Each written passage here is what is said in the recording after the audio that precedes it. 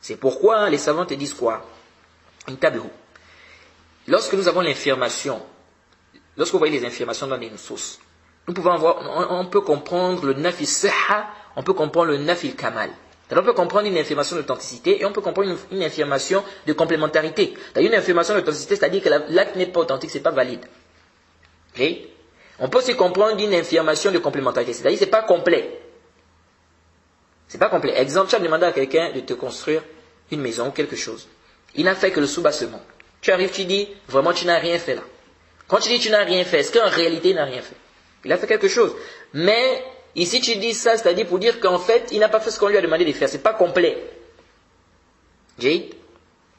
Donc quand vous voyez ces affirmations-là, l'a'tikafa, l'affirmation du thalasa, il n'y a pas de retraite pieuse, sauf dans 3 mosquées, ou bien la salat al-iman lam yaqra bi fatihatil kitab, il n'y a pas de prière pour celui qui n'est pas la fatiha, la wudu'a, il n'y a pas des ablutions, l'imam lam yadhkur ismallah alayhi, celui qui n'a pas cité le nom d'Allah par exemple, ou bien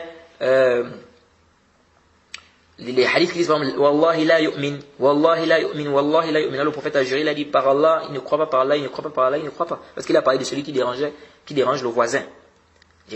Ou lorsque le prophète dit la yu'min ahadukum hatta yuhibba li akhihi ma yuhibbu li nafsihi. L'un d'entre vous ne sera pas croyant jusqu'à ce qu'il aime pour son frère ce qu'il aime pour lui-même.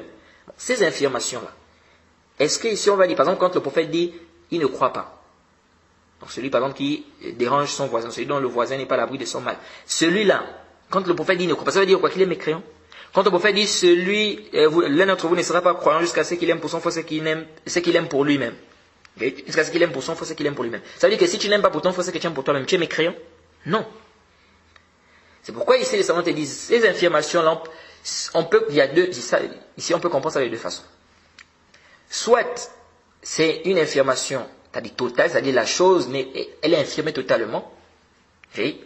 Donc, nafi sihha, soit c'est une affirmation de complémentarité, c'est-à-dire c'est pas complet. Okay? C'est pourquoi les savants te disent, à quel moment on va dire ici que l'affirmation qui est voulue ici, c'est une affirmation de sihha, donc d'authenticité, c'est-à-dire la chose n'est même pas valide. Et à quel moment on va dire non, c'est une affirmation de complémentarité, c'est-à-dire la chose n'est pas complète, ou bien elle n'est pas, c'est pas parfait. Les savants te disent ceci. Ils t'appellent une qa'ida.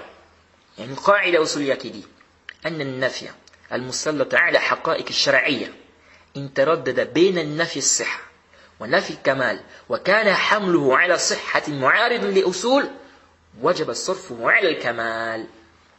C'est-à-dire que l'information, si ça tourne entre l'information de l'authenticité, l'information de complémentarité ou de perfection, car la chose n'est pas parfaite, et qu'on comprend ça dans le sens au sens de l'information d'authenticité, si on comprend ça dans ce sens-là et que ça vient contredire des textes ou ça vient contredire des fondements, il est obligatoire pour nous de comprendre ici que l'information qui est voulue, c'est une information de complémentarité.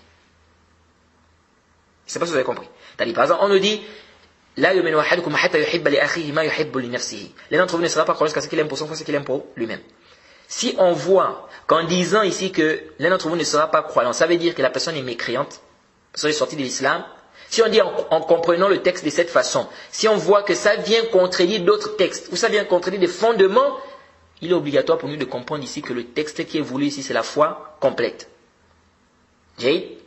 La foi parfaite. Donc ici, on ne va pas dire ici qu'il n'a pas la foi, c'est-à-dire qu'il est mécréant, non. On va dire que sa foi n'est pas complète, sa foi n'est pas parfaite. Et ça montre l'obligation de ça. C'est-à-dire, ça montre que c'est obligatoire pour toi d'aimer pour ton frère ce que tu aimes pour toi-même. Et donc, c'est comme ça.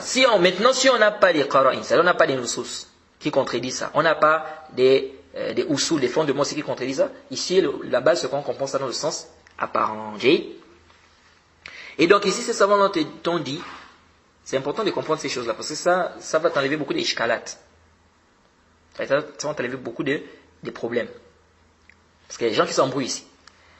Donc ici, quand le prophète a dit il n'y a pas de prière, si on dit que le hadith est marfou' jusqu'au prophète,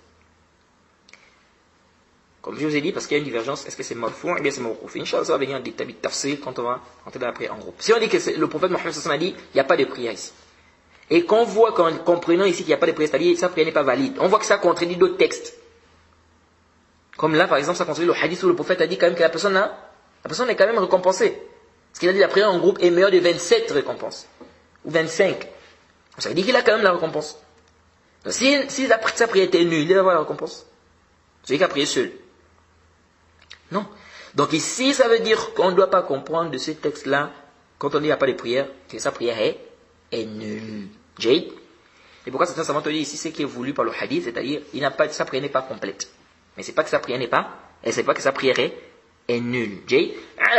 Ça c'est une divergence des savants là-bas, ça va venir en détail, mais quand on va rentrer dans la prière en groupe.